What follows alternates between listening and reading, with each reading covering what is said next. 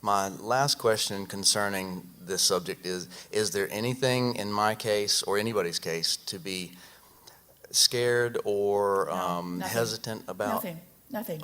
Because you're tapping into this non-physical energy stream. Oh, well, let us start at the beginning of this because we can feel a lot of things in the room about this. Every thought that has ever been thought still exists. And law of attraction has gathered those thoughts together. And so there are rivers and streams of fearful, worrisome thoughts that a person could tap into. But if you're meditating and quieting your mind, you're releasing yourself from all of that. And now you're tuning in to this energy of source.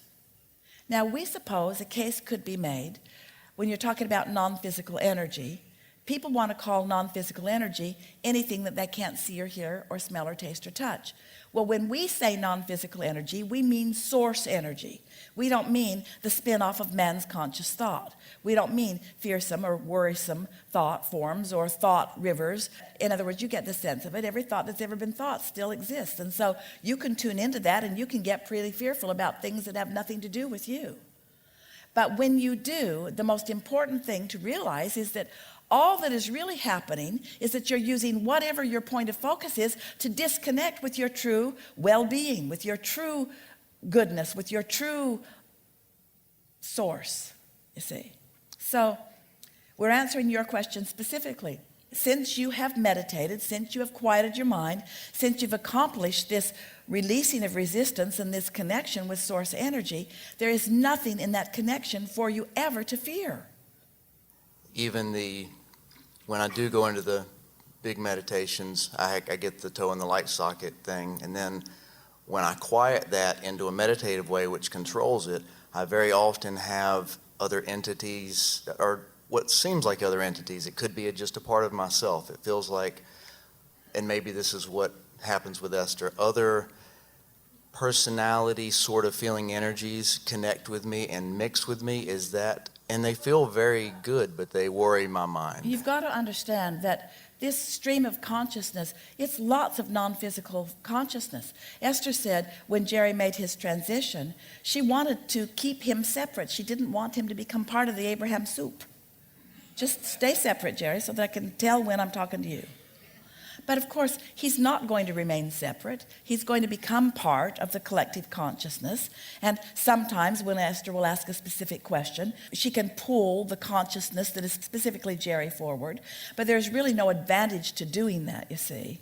And so we think you're just overthinking it. We think that you're just thinking too much about this. Non-physical feels mysterious to a lot of you, but it should not be, because you are all extensions of it.